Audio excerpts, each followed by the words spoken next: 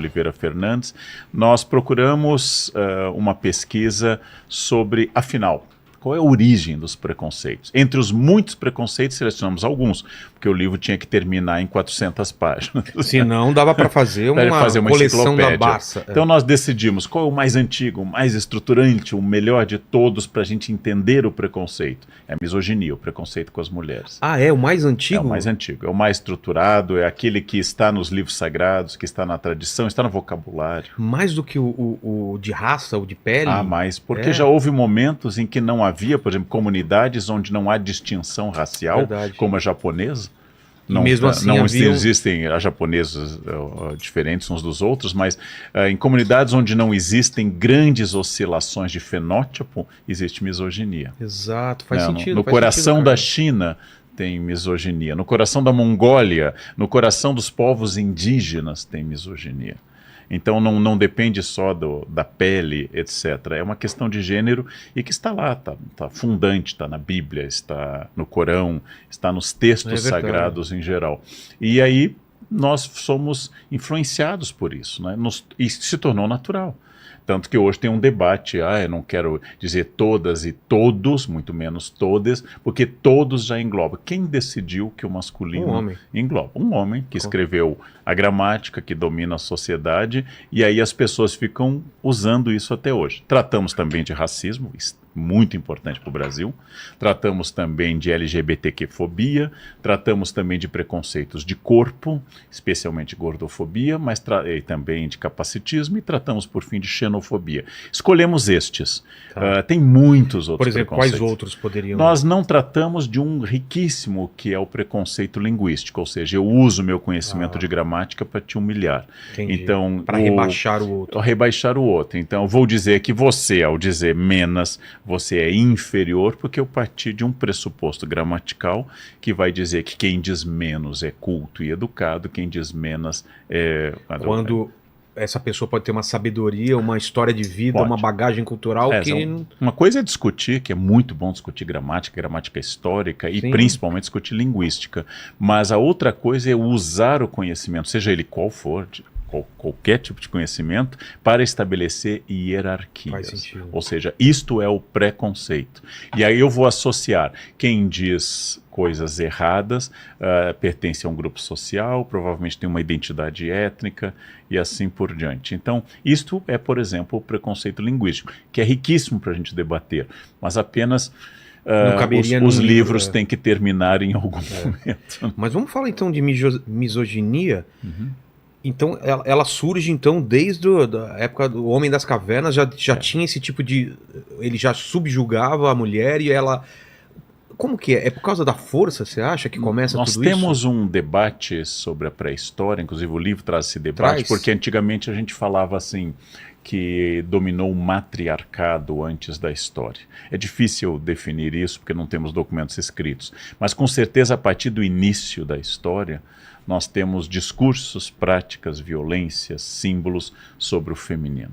Quer dizer, como é que os egípcios comemoram uma vitória? Com um imenso símbolo fálico, que é um obelisco. Exato.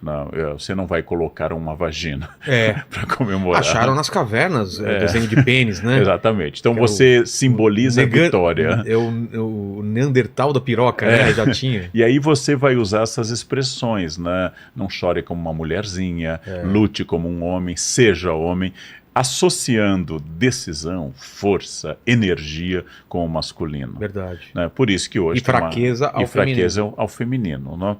São fatos assim que acontecem na linguagem.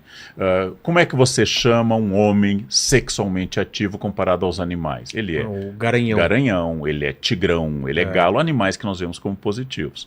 Na mesma chave semântica, na mesma chave de ideia. Como é que você chama as mulheres? Vaca, piranha, galinha. Animais negativos. Ou seja, a mulher fazendo a mesma coisa que o homem, ela é negativa. Os rapazes, você sabe, desde o ensino médio e antes ainda, eles têm que ter comido todas, mesmo que nunca tenham feito isso. Segunda-feira ele tem que dizer, fiquei com 5, né? Mentir até. Não, 5 seria polegar, indicador. Exatamente.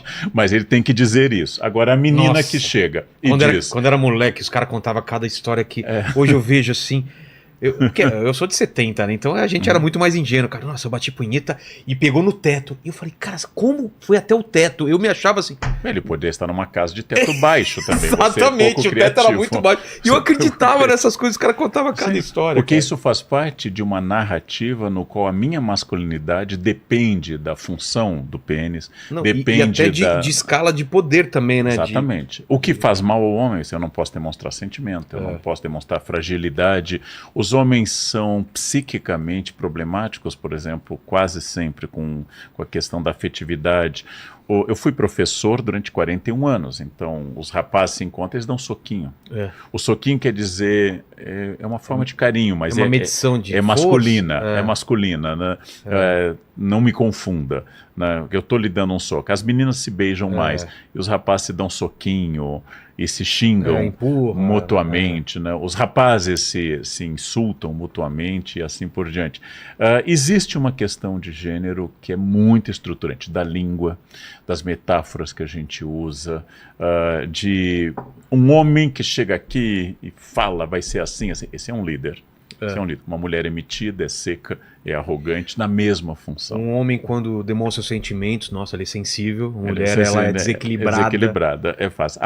Quando começou a surgir a psicanálise, Freud estudou com o Dr. Charcot em Paris, e ele caracterizava a histeria como doença feminina. É mesmo? O Dr. Charcot mesmo estudava quando era um nas homem, mulheres. porque ele estava tendo uma... A histeria era considerada uma doença das mulheres. Então se estudava... E Freud começou sua carreira estudando histeria feminina com o Dr. Charcot. Então essas características da mulher... Isso é recente, né? Muito. O primeiro grande livro de Freud é de 1900. Nós estamos falando do fim do século XIX e início do XX. E toda a nossa história...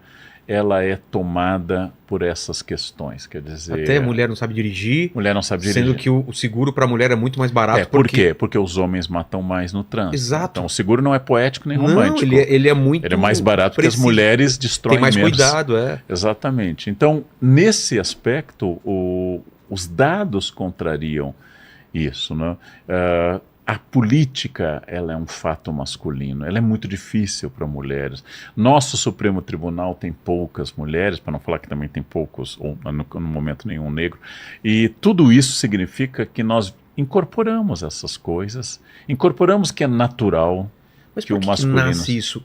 Isso vem de uma necessidade do homem de controlar os mais fracos ou pela força? Como que começa isso?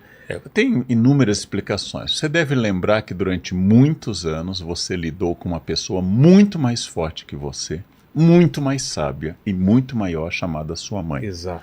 Então, desde a infância, você se sentiu diminuído por uma figura que lhe alimentava, sabia as coisas e ao mesmo tempo era mais forte que você. Então, primeiro eu posso buscar raiz aí. Posso buscar raiz em uma prática de um grupo. Mas isso não geraria um respeito, um amor e um entendimento? Você acha que isso... Se a psicologia fosse sempre causa e efeito. Mas não é, né? Ela não é. Isso gera uma necessidade de superar. Uma necessidade de fazer. Eu posso pegar por aí. Posso pegar pela tradição histórica. Se eu aprendi que Deus primeiro criou o homem... e pensou no homem autônomo e diz no Gênesis, vamos fazer para ele uma auxiliar, uma companheira, o homem feito do barro e a mulher feita de uma costela, sozinho, né? que ele se sentia sozinho, significa o quê? Que eu vou pensar que a mulher é um plano B.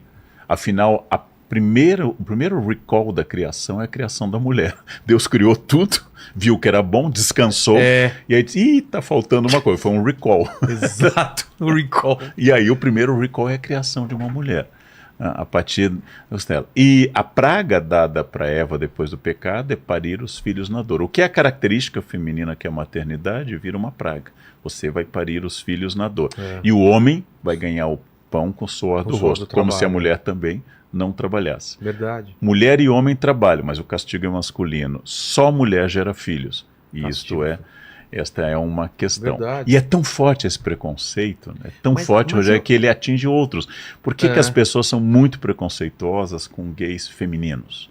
Porque eles abriram mão da masculinidade. Quando o gay é masculino, é estilo Rock Hudson. Né? Sei, aí é verdade, tem um preconceito maior quando quando ele é mais feminino, verdade. Se um homem Por que quer você tá- andar com mulher, se ele quer se vestir como mulher, isto é muito pior do que se ele for, por exemplo, um gay, mas não der, vamos abrir aspas, pinta de mulher, porque o defeito é ser mulher.